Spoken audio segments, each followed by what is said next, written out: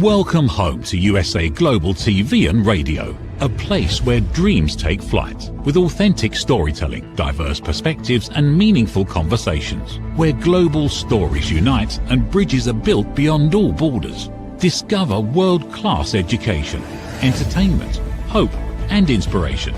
Together, we're building bridges worldwide. Subscribe to our channel, USA Global TV. Download our app, USA Global TV.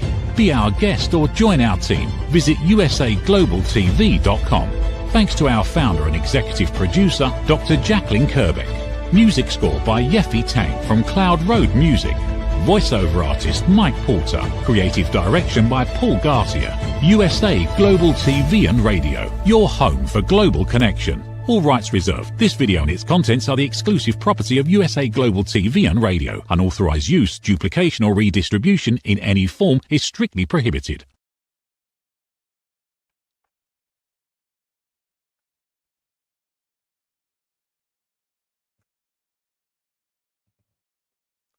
When did you really enjoy the last time your own me time or time out? Just for you. No pressure, no appointments, not to meet any expectations from business, family or friends, just time for yourself. Maybe to recharge your batteries, to reconnect with nature yourself, to reconnect with other people, or maybe to rethink how life is. This is the topic today about ancient future gathering. We will have a nice conversation about, why it is good to reconnect with other people, to gather with like-minded people, to recharge your batteries, and how to connect the ancient wisdom with new business. And today my guests are the both founders of the Ancient Future Gathering. So let's welcome them here on USA Global Radio. And by the way, I guess everybody knows me, but I'm Roland, as always. So let's welcome Zuzana and Wolf. Hi, Zuzana. Hi, Wolf. Hello. Hey, Roland. Hey, hello. Thank you for having us. Thank you for joining us again here on USA Global TV and Radio. And I would like to start with the ladies first, Zuzana. Give us our audience a short background where you're coming from, and what leads you where you are today.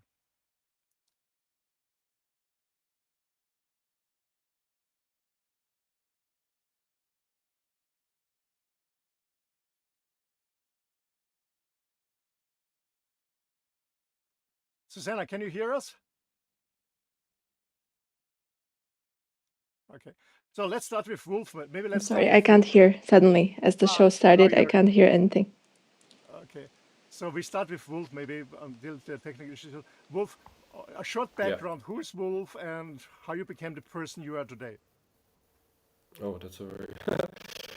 How to start that? Well, the person I am today, well, I've been producing events now for the last 15 years, and been doing ecstatic dances, concerts, ceremonial spaces, retreats, like everything focused on self-development, healing, empowerment. We did men's circles.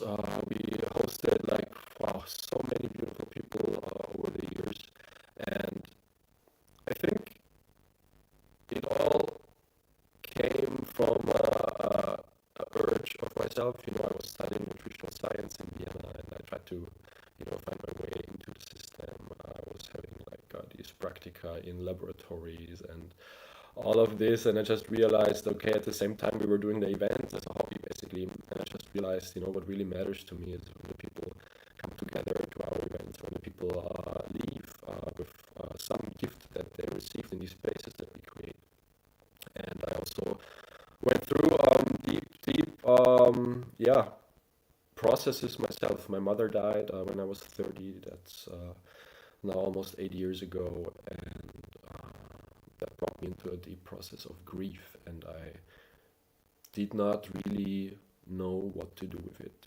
I was overwhelmed by it, by the suddenness of it. She had cancer. She died in the course of a year.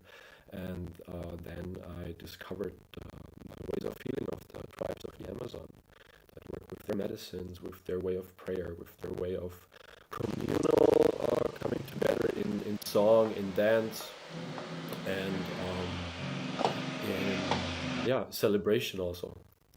And discovering that and knowing that that is out there, I kind of dove deeply into that, and that really gave me strength for my path.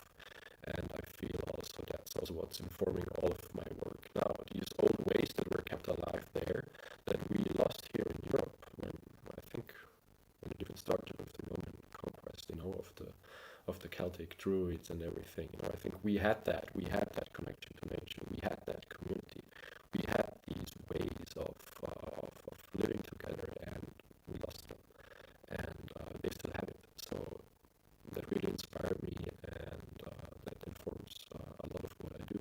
And I also feel that these spaces that we create, they're from the feedback I got from a lot of people, they're very, very meaningful to them, very, very important that they exist.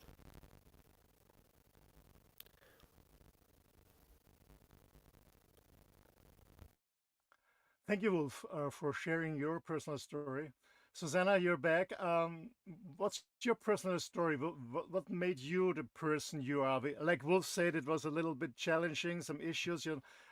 Like myself and many other people, when we experience some trauma or some traumatic things, then it's really a game changer for most of us. We rethink our life. How about you, Susanna? Well, for me, it's been a journey of when I was coming out of the university, like still being in this, like wanting to save the world kind of thing, and I worked for the World Bank and for the UN in London. And then I had this realization: we're not here to save anything; we're here to create something which will make what is not working obsolete. So I started really diving deep into what I want to create in this life and what I want to co-create with other people. And I've started organizing these gatherings. It's now been 9 years, and building a community where we can really come together and together conceive what we want the world to look like, and collaborate and exchange ideas and inspire each other. So when I understand you, probably you have a kind of business background. You're working for a bank, and then you said, okay, uh, let's look at the other side of the coin, isn't it? Yes, yes. So I started like working for a consulting firm in London, where we were working on these development projects in the third world. And then I kind of got disillusioned by the way it works, and I saw that it was not really being done in the most nourishing way for the world. And yeah, and then I left and just started working on my own projects, and always trying to bring something which brings something new, whether it's to my country, to the region, or something innovative, something new that would shift the perspective or the paradigm. 100%. Guys, I mean, when you change something in your life, and maybe some people can refer to it. When you really look deep in your side, what you really want, what is your calling, what is your purpose, it's sometimes it's very hard, and you have to be very brave and courage to do so. So what helped you to follow your calling? Because most people, I strongly believe that everybody has a calling, but not everyone is picking up the phone. So, what made you picking up the phone and yeah, and keep going? Maybe Wolf, you want to start? Yeah. Um, well, it's this realization that when we really put our hearts to something, when we really do something from conviction, I feel let's call it the greater field around us. Everything is kind of interconnected, and I feel like the field around us just rearranges itself towards our heart's calling. But we have the courage to walk it, and then the path will appear. So I believe. Yeah, that is also what gives me conviction and strength.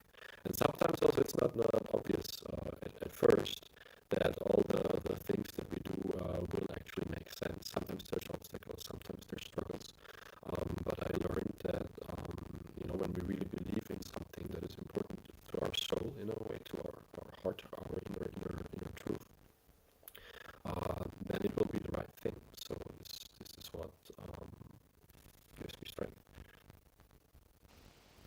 Very nice.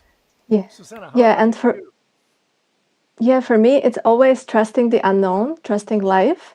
Even when I was leaving the corporate world or this international relations, I had no idea what I was going to do, but I just always listened to this inner voice, to this deep intuition that my soul came here for a reason, and it's always subtle because the social conditioning, what the family tells you, what the society tells you, is always so loud.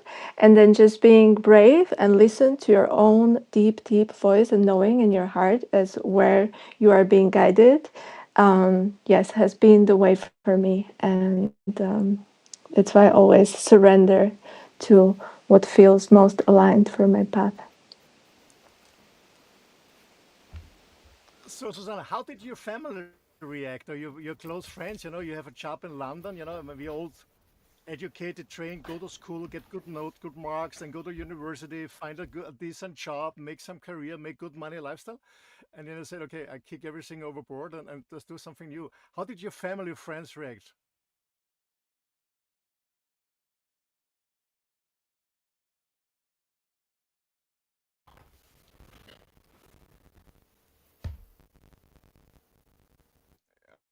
It looks like we have some technical problems and she's gone. So yeah, sometimes it's really tough. As I mentioned, we go to school, getting good marks. That's what our parents tell us. Our aunties and uncles tell us, and our friends and the society, and then we skip everything overboard. Like I did my career, gave it up my career for something what people think is very crazy. So let's hear Susanna what she thinks about it.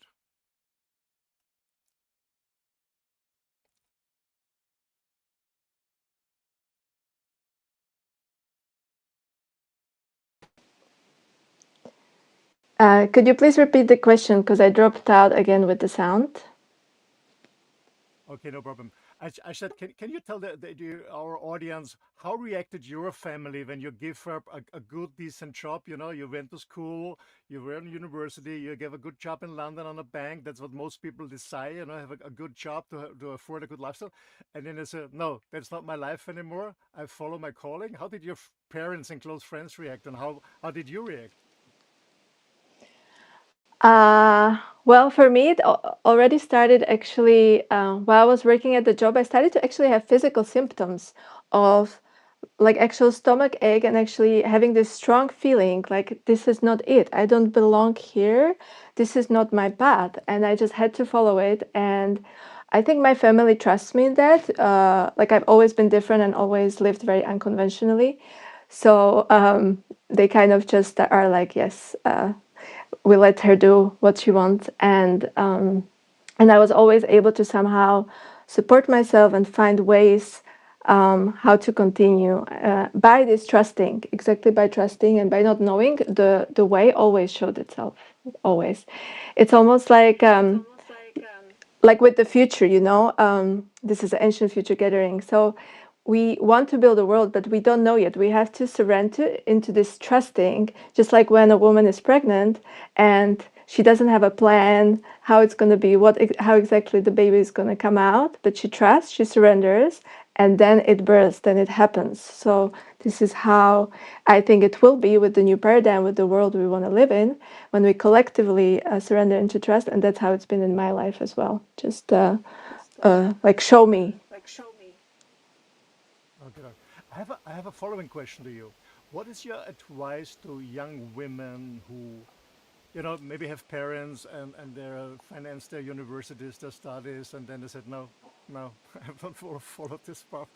And maybe they're too shy, maybe they feel guilty or even ashamed and said, okay, I cannot disappoint my parents or my grandparents or their whole family who are waiting for me to do a career.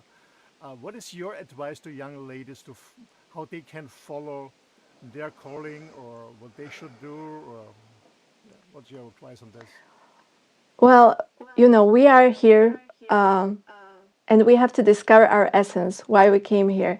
And no one is going to do this for us. We're not doing it for our parents. We're not doing it for the society.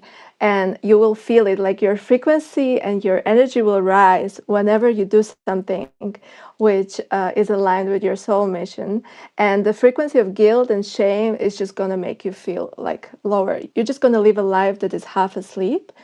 And I feel like right now we are at an era where, AI and robots are going to replace all the people who are like just robots working asleep, doing something which they don't really love, which doesn't light them up. So anyway, this is going to be an era where we all have the chance to actually step into our soul mission and what ignites us. And so I would advise them to go for it, to take the hard courage to light up your soul and be the role model for everyone around you. Thank you. Wolf, how about you? How did you follow your calling despite any obstacles on the way? And what's your advice for young men? How to thrive around obstacles to follow their direction, their own calling? Well, I spent a lot of time debating while I was studying if I shall finish it, if I shall push through with it, and it was like kind of, when I was, like I said, I was studying nutritional science, and I was having all these exams, all these practica and laboratories, and I was like, wow, I don't think I can do this for the rest of my life. I cannot even stand behind like all the companies that would employ me. I also did other things. I had side jobs. I was modeling, trying for a bit also, and also there, same thing. I was like, I cannot use myself in a way to represent somebody else where I cannot fully stand behind how they operate, what they are for. So for me, it was a long process. I think it took 4 or 5 years to fully decide, okay, let's go all in on this other path of creating spaces, basically, for people to feel themselves more, to get empowered, to gather in community. And in retrospect, I wasted a lot of time just thinking about it and feeling, is it right? Can I do it? And I got a lot of resistance from my family, from my parents, and so I was like, no, you have to stay on the traditional path. It's the safest. And I actually regret not going all in earlier, because I think with going all in, also there something shifts within ourselves, and also, like I said before, like in the general field around us, it will respond to that.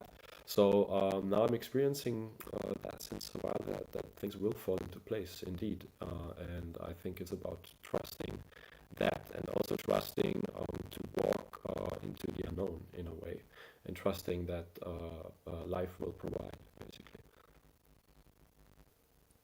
100%. Now, guys, you both, as far as when we talk background, you organized one-day events most of the time. Now you said, okay, let's step to the next level. We do a 4-day event, an international one, 4 days. That's a different number. That's a different level. Was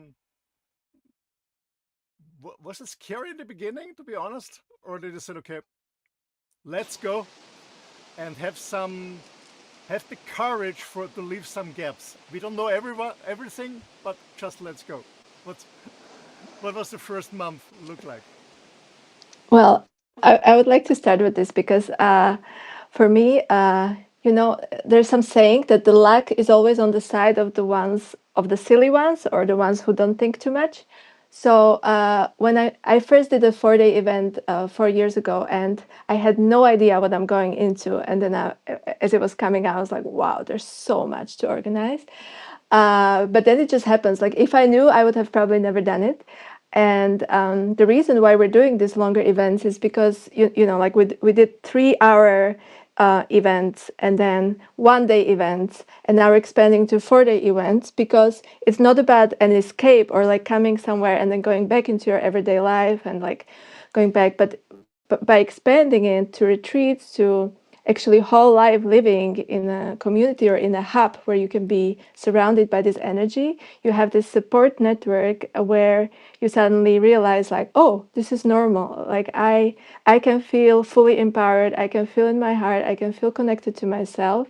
And just expanding it to as much as we can in our life. So this was the reason, and it is super difficult, and even now, but because now there's more founders, we now connected together. We are like pillars that can hold more mass, like when you're building a building, when it's just you, like it kind of falls down, you cannot carry so much. And this is the same, I think, with the whole world. Like if we are like light bulbs around the world, like this grid, that we can carry more, we can carry this transformation or whatever much more. So yeah, even in the festivals, we feel we are not alone for all of this. 100%. I like your example of this different pillars. It's the same when you have one rope or you bring together many ropes, and then you can really hold much more weight than each one of you. Wolf, how was it for you? You said, okay, rock and roll, I'm a man, nothing to lose, I'm a warrior, or was Zuzana the strong one behind? Honestly, like in the initial phases, I'm always like, yeah, let's go, let's do it. And we started planning this specific gathering. So I've been feeling to do a festival since 4 or 5 years, yeah. And I was trying to do it with another good friend of mine, but she had another project going on every year. And we realized, okay, it's not the moment to do this together. And then I was waiting, and I was doing my other events all the time. And then Zuzana, she's a very good friend of mine. We were talking, and then it just came naturally that maybe that's the next step, to collaborate together and also to bring our communities together, because I was basically building up the Austrian community where a lot of work already had happened before over the last 20, 30 years. So there's a strong spiritual transformational community in Austria. And me and my friend Daniel and now also my friend Mira, we're doing the ecstatic dance together there, and it's like a community pillar in a way, where people come again and again and again.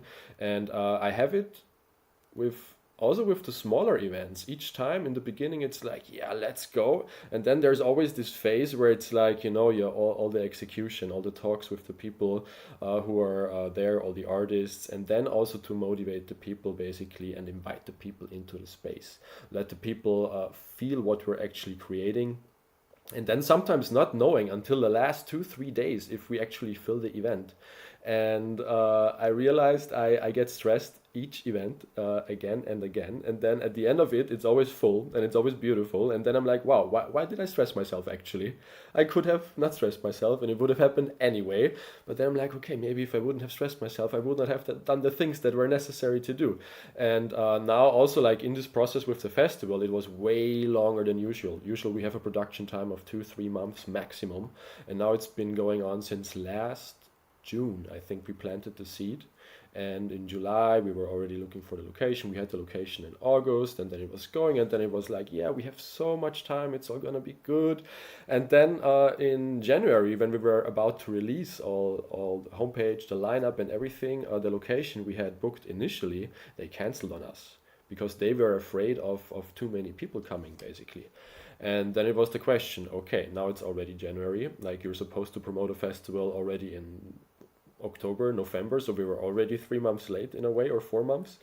And then it was the question, okay, what do we do now? Do we just skip it or do we push through? And then I felt this deep sadness in me where I was like, okay, if we cancel it now, it would be really sad. It's like a whole half year kind of work wasted. And then we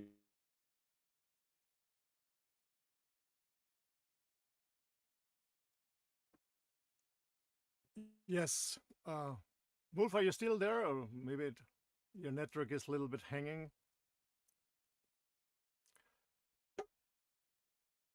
Okay, it's reconnecting, coming to stage. Yeah, then we decided, sorry about that. Then we decided to push through, just like now my browser just closed for some reason. So we were like, okay, well, what do? We have to find a new location, and it's surprisingly hard to find a location. Maybe you can mute yourself, Roland, quickly. Where we can find a location that is like, what we actually need.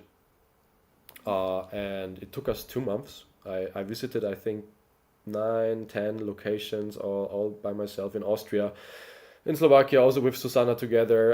And then at the very end of March, a good friend gave us the tip, okay, have a look at Papai Tabak. What they created there. And it's a beautiful couple that lives there since many years. They were living in Tulum for quite some time, and they managed to build this beautiful Bali Mexican style house at the beach there and create a little sanctuary of beauty. You know, they have 2 lakes there, they have a lot of nature, there's like all these birds, all these animals, and it's just amazingly beautiful. And then we were like, okay, that's the one, that's it, let's just go with it. And then it was end of March, so not a lot of time left, but we decided to do it anyway. Lovely. Yeah, and We're as not Wolf giving up. said, yeah, and Go ahead. almost it feels like this festival has its own being, like it's a being itself, and it shows us like, okay, I want to be born here at this place, not at the place that you guys planned, or it just shows us, and we need to listen to it. It has a very strong field already from the beginning. And it also requires us to transform ourselves to be able to hold the field that will happen at the festival. So it's we as founders, as the connection to it, to the vision, to the divine, like we actually have to cleanse and transform everything within us that is not aligned with the vision of this festival. So it's been really, it's not just the organizational part, but it's also the personal transformation that is going on at the same time. Lovely. Love that. Before we step deeper in the gathering and what's going on and where it's placed and where it is, so for our audience, just wait a second, stay in the show. We will tell you and share the website. I have a following question to Wolf, because Wolf, you mentioned something very, very important in a short phrase. You said, I was waiting and waiting and waiting and waiting. And I can refer to this because this happened to me again, also with a show that was supposed to be co-hosted with a partner of mine, and she didn't come, and I was waiting and waiting, and my best friend said, you know what, just go for it. So I want to stick a little bit to that, because I know a lot of people are waiting for a partner, are waiting for an opportunity, waiting for the best timing, and we're just waiting. So a lot of people are standing at the bus station waiting for something. And maybe they're standing on a bus station waiting for a ship, or they're waiting in a train station waiting for an airplane. What are your thoughts about, or your advice for people who wait for the never coming perfect moment just to start, and then we go to the gathering? Yeah, I think the most important thing is to listen to this inner voice that will tell you when something needs to happen. And from my experience, the circumstances are never fully, completely right for anything in a way. You know, there's always something you need to take care of. There's always something you need to work more on. I also have a side job that I'm working at the moment to be able to do the festival, basically. And it takes a lot of energy out of me. And I was working that job. And then in the hours after the job, I was just continuing to work on the festival. And I had now a couple months where I basically did not have any breaks at all. And I was also like reaching a deep burnout, actually, like I would say 4 weeks ago, and finally managed to take a couple days off. But I think what I can tell to the people is that, you know, there's this saying that when you walk the path will appear. And I think that's very true with anything. And it's just about choosing which path is worth walking to you, because every path has obstacles, every path has challenges, any path. So which one is most important to you, which one is most true to you, and which one can you, I always think, like, when I'm like, I don't know, with all the technological advancements and everything that's happening right now, I don't know how far they will go with life extension, but let's leave that out. Let's say when we're like 90, 100, maybe, I don't know, when I will be in bed and dying, but like when I will look back, what will I be proud of? What will I regret not have done? And this is for me a good compass. Like, what will be the old Wolf thinking, when he could give advice to me now? And he would say, man, you need to do the things, because there's important things that need to happen on this planet, and there's to make the bridge now to this collective transformation that I feel like needs to happen. I feel like it's everybody has their part to play. And when we listen to these inner voices, and when we step up to that path that is calling us, the whole field will react, and it's a communal field. It's like a shared field, a collective field, and it takes millions and millions and millions of people stepping into their truth, stepping into their knowing, what is actually true to me, what is important to me, and then walk that. And if enough people do that, then the field will become very, very strong. 100%. We actually, we all connected. Yeah, all beings are connected. Humans and animals and plants, we're all connected. And this brings us to the next topic of our conversation about the gathering itself. It's all about being connected with people, with like-minded people. People are open to this. So tell us a little bit about, Zuzana, about the festival, and I will show, or we will bring up also the website if it's okay for you, and you explain a little bit what's going on, and then we go step by step a little bit deeper. So Zuzana, tell us a little bit about the gathering, where it's placed. Maybe first, why somebody should not miss it.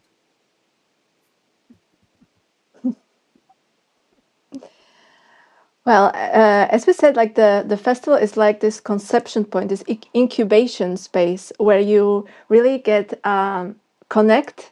We want to create space for people to be able to connect to their essence, to connect to their true calling and to their authenticity, and then get supported by everyone else who is there and create connections and collaborations to the others, where the festival is just going to be the beginning of something greater, which will happen afterwards.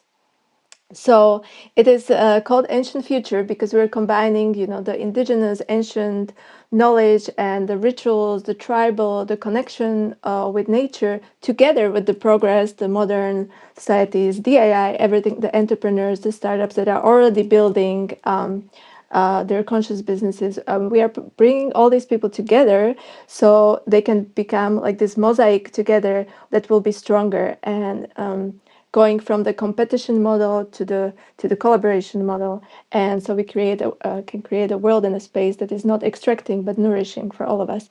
And it's happening in Hungary, 1 hour from the capital of Slovakia, 2 hours from Vienna, the capital of Austria, and 2 hours from Budapest in Hungary.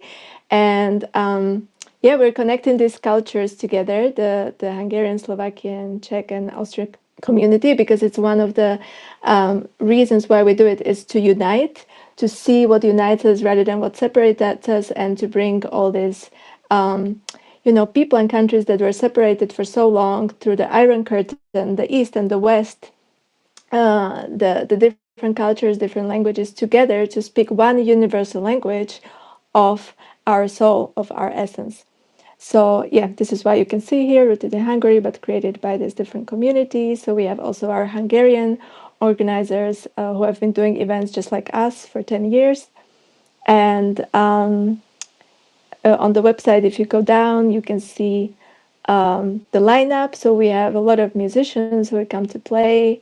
We have a lot of facilitators who will do workshops and different themes to help us with the transformation, with connection to ourselves, to the others, and shedding all the layers of conditioning that we've acquired to fully step into what we want to do in this world. And then we have speakers as part of the Emergent Future Village that will give talks, lots of visionaries, change agents that are already doing specific projects to help create the beautiful future we all remember.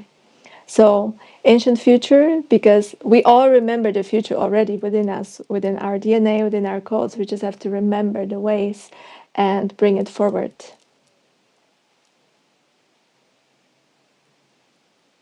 Very nice. Wolf, why should a man come? It's called Ancient Future Gathering. And I remember when a friend of mine, Daniel, when he approached me and said, "Hey, there's a gathering. It's Ancient Future," and I was pop, Ancient and Future sounds good, because some people are really, I don't misunderstand me, but too much in their roots, and too much in their past, and not in the future, in the present. Some people are not in the past, not in the present, but too much in the future. So to bring this together, this ancient wisdom and this new future in challenging time like this, and I guess every one of us is experiencing a shift it's economical, it's political, whatever, it's from the environment. We are facing challenging times, and I think there's nothing better than take the ancient wisdom and bring it combined with the new technologies to a brighter future. What's your plan with this gathering, and what kind of people should come or yeah, benefit from this gathering, from this reconnection? Yeah, like you said, it's like a combination of in a way two themes, yeah, the ancient and the future. And for me, it's also actually beyond that. It's like Zuzana said, also it's in a way an incubator or a gathering point, a communal meeting point, and I like to call it also like a synchronicity accelerator. So synchronicity is that's a term that Carl Jung coined, is when, like, like unexpected things happen that you could not have foreseen otherwise, and they're kind of, like when you walk the path and then you meet someone, you have a conversation that leads to the next thing, or when you unexpected things that help you on your path, I would say. Yeah. So when a lot of people come together with the same intention, and there will be a lot of people that have been working on themselves for many, many, many years, deep healing work, prayers, ceremonies. Maybe they're not so rooted in their business life. Yeah, maybe they're not so rooted in their financial life. Maybe they have struggled with that. And then there's gonna be business people that are working on their projects. There's some of my friends are CEOs, and they're like, they're just constantly pushing themselves, and some of them they lost the connection to their body, lost the connection to their heart. So for me, it's like to bring both of these worlds together, because one way to change the world, for me, is like within the system also to do business that is more regenerative, that is more sustainable, that has maybe different governance principles, more like a co-op style, instead of the hierarchical top-down model. And yeah, I think it's for everybody who feels like they want to connect with their tribe, who feels like they're missing their people, their community, because I also feel like one of the biggest pains that we have as a people, as humanity, is the fact that we're not growing up in tribes anymore. It's been happening like this for 200,000 years. We've been growing up in small bands, 100, 150 people. Everybody knew each other. You knew where you belong. You knew where you came from. You have your rituals. You have your songs. And now we have these cities. We have these villages, and it's very disconnected. And in a way, we're very connected through social media and through through the internet. But then everybody's kind of in their own little struggle. Like also families, like people used to help each other raise children, and now it's all on one couple. So for me, it's kind of a seed in a way what we're doing, to build community in a way, to also what we said before, to also join our communities, the Austrian one, the Slovak one, the Hungarian one, but also all the countries in the area, Czech Republic, Slovenia, Croatia, Germany, Poland. There's like, we're in Central Europe. We're all connected by this river, the Danube, and maybe that's a bit controversial, but I'm there's these videos on YouTube, yeah, that you can watch them, how the borders changed over the last 2,000 years in Europe, yeah, and how random it is, how random these lands are. So I'm a firm believer in no borders and no nations. I believe it's good to have your identity, to have your culture, but I don't believe it makes a lot of sense to have all these barriers, all these borders where we're separated and they're different than us, and this village is better than this one and this one and this one. And I think this next era of humanity is about coming together. And this is just one little seed for that, and we also plan to expand it. So now it's the Ancient Future Gathering, but also next year in March we're planning to do the Emergent Future Conference, where the focus will be more fully on the business aspect, and all the healing and the prayer and the music, it will also have its place, but it will be more on the side. And this time it's a bit the other way around. It's more prayer focused, and the business side is more I would say 30-40%. And then in the future, we also, of course, we're looking at lands, in Central Europe, also like on islands like Madeira, to also form physical communities, because I also believe it's going to be important for the future to have actual working communities that are actually functional and that implement all the things that we kind of theorize about. Because it's one thing to theorize about something, like how can we live together, how can we operate together, and then actually living it, like everybody likes to, they say everybody likes to go to ceremonies, but nobody likes to do the dishes, in a way. Yeah. So how is it then really to spend time with people and take responsibility for something, take responsibility for the land, to also, like invest your money into a land. If you share it with people, it's all a question of commitment and of stepping up to what is true to you. And with our gathering, we want to plant a seed, and we want to do this for many, many, many years. So this is the first gathering. So I would say also to people who wanna come now, like, you have a chance to be to be part of something special, of something very meaningful, and of something that happens the first time. So if you bring your energy and if you feel the calling to be there, you will co-create this field together with us. You will add to it. You will make it easier for everybody who will join these things in the future, and you will help it grow.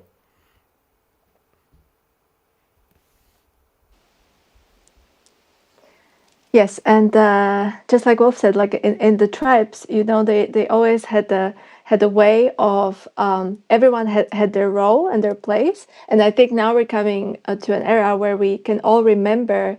When we remember our true essence, we also remember our role within the collective. So just like the cells within the body, they know exactly what works in order for the whole universe of our body to be working properly. So when we are connected to our true essence, we also know our roles, and then we can self-organize as the new world. We don't have to plan it exactly with our head, and we have to learn how to then also not be so isolated and work as a collective, because we forgot what it means to help each other really without the transaction of money being in it. Like we get replaced, like, okay, we get someone to cook for us, we get someone to get the food for us, and we just pay for it. And the money creates this delay, which takes us a little bit away from this natural cycle in nature, how the nature works, and how we would work as a whole organism together as society. So I have also visited a lot of tribes that still live in a certain way, or societies, even in China, Tibet, where they live a completely different paradigm for 1,000 years. And it's just fascinating that we live a certain paradigm here in the Western world, and we haven't even questioned it, but there's like so many different ways. So we are here to explore these new ways and to get connected to the nature more and take nature as part of ourselves and becoming part of the nature. Can I add a little bit to that? Sure. Because I do think in the West we actually do question how we live, and many people have that feeling, like from all the talks I had with people, that something is not quite right how we do the things. But then the question always is, but how else would we do it? Like communism didn't work, and that was also a hierarchical structure. I don't think that any of the isms that we tried to implement so far has been the right model. Yeah. So it's kind of this again from before, it's kind of this inner knowing and to walk the path, but then it's not even like, it's not only a personal path, but it's a collective path. So we need to collectively find the courage to explore what is the path for humanity forward. Because I'm always also thinking, like, how would an advanced civilization operate if you go to another planet? How would they organize themselves? What technologies are they using? How are they gathering? How are they feeling inside also? And I feel very far from that. I feel like we're very, very primitive as a society, and we have all these technologies and all this wisdom, but it's not getting implemented properly. So we're also, like, in a way, a exploratory laboratory for that, for talks to happen, and also for a narrative shift, because I think that's also one of the most important things that is missing globally right now, is a narrative. Where can we actually go as a people? how will that society look like? And there's like people like Charles Eisenstein who wrote books like The More Beautiful World, Our Hearts Know Is Possible. There's the whole solar punk movement that is, like more, it's like the opposite of cyberpunk, that is very dystopian, and solar punk is kind of very the utopian version of that. Like, how can we be in harmony with nature, with the technologies that we are developing and that we have? Because there is so much epicness going on in the field of progress, like technological, like in AI, in in the biosciences, there's just magic happening. But then if we operate in the old capitalist paradigm where everything just needs to make a profit, it's like a shame. Like for me, I think money in itself is quite neutral, and that is also kind of the problem about it, that it does not have an inherent value compass. It's like if a company is founded and the end goal is like to make money, it's like the wrong anchoring point in a way. The anchoring point should be like, what can this contribute to the world, and how can the world be more beautiful? And then if we still use money in the future, great, if it works. Yeah, but if the compass is just the money, it's just a profit, it's like it's a bit stupid. Yeah, in my opinion, it's just a shame. So I want to open also that narrative field to be established, and have all the people bring their own voice, their own ideas, and get this kind of hope for the future, because I think our society is lacking that. There's a lot of things that are going wrong on the planet. All the wars, all the leaders that are so disconnected, that are still like all these old disconnected leaders that are in a way, like doing things like we're it's painful to watch in a way. And I think there's also a new generation coming now, like Gen Z, that are feeling all of this. You see all these Gen Z protests, but then it's also like the protest against the system that is already established.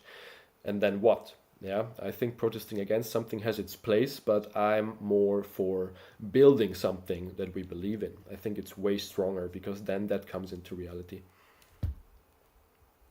I 100% Yeah, agree and with I you. would like to add, um, yes, I would like to just add also to what Wolf is saying, that we have been outsourcing our powers a lot. So our connection with, in a way, our superpowers, our intuition, we have the ability maybe to be telepathic. A lot of these powers we are outsourcing now to technology, and we are able to live longer. We have the biohacking, the longevity. But if we, at the same time as we're doing this, if we're expanding our own powers that are within ourselves, then we're invincible, rather than just outsourcing it, because then we're becoming more asleep, and we are giving away basically our power. I 100% agree with you guys. Yeah, I just stick to a quote on your website. I want to add it again. It says, a festival for people who carry another future within. And that's what both you mentioned. It's not about when we are unhappy with the situation that we destroy it or demonstrate or fight against it, so that we build something new. We build something new without forgetting where we're coming from. I'm taking the good from the past to combine it with the good what we have now and build something absolutely, totally new. That's what I like this approach. That's why I stick to this quote. And what you also mentioned is, a lot of people don't feel themselves anymore because they're not connected to nature, to the higher self, and so they're not connected to themselves. And I think the festival is a good chance also for people who feel a little bit something is wrong, but it's not coming from, or some people who said, I don't feel myself. I'm so caught in my treadmill, and I'm so caught in my hustling, or maybe I'm caught in my survival mode on the other way, on the financial side. Maybe I take this time out with like-minded people and take the me time for me to feel myself and to reconnect myself, with the higher source, whatever you want to call it, God, higher source, you want to call it the universe, with nature and other people. Um, yeah, that's I just wanted to share this again because I really love this quote. It's about building something new. And I also want to add, it's also about enjoying. It's also about, having fun. It's about meeting new people. It's about dancing, singing, being barefoot on the dance floor, there's a certain magic to that when like the people dance with you and you synchronize with them. And I feel like, if you're in your suit all day and you're in business meetings and you want to have a bit of a timeout, it's also for that. And it's for the people, because now we talked a lot about all the things we're going to build, and it's the actual festival. It's going to be also very, very enjoyable. It's going to be very beautiful, and it's going to be very, very touching. A lot of the musicians that we're calling in, they've been carrying their prayers and their songs for many, many, many years. There's amazing people like Nessie Gomez, like Chira Honeycoin. Also, one of my favorite down-tempo DJs, Suduaya, is coming. There's going to be a lot of good dancing and a lot of just breathing out and being like, oh wow, this life is actually fucking incredible. So I also wanna emphasize that. Yeah, like celebration is such an important part of it all, like the actual celebration and the joy, because that's where we raise our frequency. Only when we really raise our energy and frequency, we can really truly then have the courage to do the necessary step to connect with what we really want to do in this life. And also this place is such a beautiful oasis, like really this huge lake where you can just swim all day. We have a sauna, we have a cold plunge, so it's also going to be like this wellness place where you can recharge. I like it. Hey, ladies and gentlemen, dear audience, don't hesitate. The place to be end of August is in Papa, like Daddy, in Papa in Hungary, Thursday 27th to Sunday 30. I'm going to be there. I have also the honor to do a speech about leadership. And I love to come because one of my favorite, by the way, one of my favorite shamans is already there, is also there. I saw Uma. I spent amazing nights with her celebrating Mama Ayahuasca together in Greece. So it will be a good, we're going to have a good time there. Your final, what is your final takeaway for our audience? Let's start with Zuzana and then Wolf, or other way around, how you want to come up.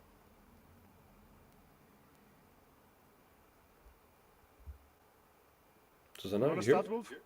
Yeah. Well,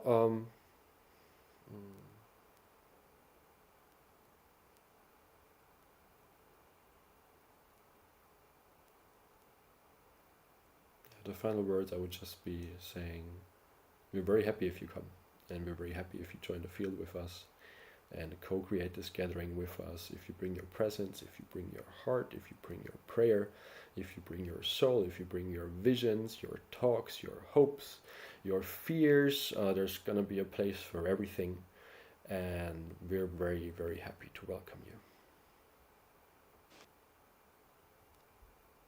Yes. And all this is going to be a co-creation of all the people that gather there. So if you feel it in your heart, if you resonate with this gathering, with the field of the gathering, with the energy, then and you have some obstacles to come, you can also write to us. We're very open, and we really want to meet you all personally and really connect to you. Like, this is going to be a intimate gathering where we all get to talk and connect, and yeah, that's why we're also limiting the number of people, so that we can really become this short-term community, and we build up this whole village just for 4 days, but then later on maybe we will build it up and never put it down. So looking forward to see you all. Thank you, Zuzana. Thank you, Wolf, for joining us. And okay, don't hesitate. Go to the website. You can connect directly from here. It's Ancient Future Gathering. Get your ticket there. And if you organize yourself, I have, as far as I know, purchase 4 get 1 free, or purchase 5 get 1 free, something like that. So there's a chance, if you want to save money, talk to your community, friends and family, maybe your colleagues in business who needs to reconnect with themselves. Bring them all to Papa, and we see each other. I see you when we see us in Papa. Yes. Thanks, guys. It's 544. It's you get buy 4 tickets and you get 5, and then the price reduces quite a bit. You get 5 for the price of 4. Okay, perfect. Yes. Thank you. All the best. Thanks for putting this together. I know it's a hell of work. I guess we have an amazing party, and to our audience, my last word is for the festival. The festival is as good as the energy you bring in as a delegate. So we're looking forward to come and see you. All the best. Thanks, guys. Bye. Bye. Ciao. Thank you. Thank you so much. So this was another episode of the MUTMACHER Talk at USA Global TV and Radio. And yeah, an English version, as maybe you find out it's not in German, it was in English this time. And yeah, next Tuesday I'm going to continue in German with the next show. So stay tuned, all the best, and we see us soon next Tuesday. Thanks and bye-bye. Thank you, viewers and listeners of USA Global TV and Radio, for joining us today. We're honoured to have your time and attention as part of our global community. At USA Global TV and Radio, we believe in the power of authentic conversations, meaningful connections, and creating a world of possibilities together. Want to be part of something bigger? Join our team of elevated listeners at usaglobaltv.com, a space where your voice matters and your ability to listen transforms relationships. Stay connected with us across all our platforms for thought-provoking discussions, expert insights, and empowering stories. Subscribe to our channels at youtube.com/c/USA Global TV. Follow us on social media and explore the endless opportunities we're creating for growth, learning, and inspiration. Together, we're not just broadcasting, we're building bridges and changing lives one conversation at a time. For inquiries, contact us at info@usaglobaltv.com. Produced by Executive Producer and Director Dr. Jacqueline Kerbeck. Voiceover by Mike Porter. Creative direction by Paul Garcia. All rights reserved. Visit usaglobaltv.com to view our full terms and conditions.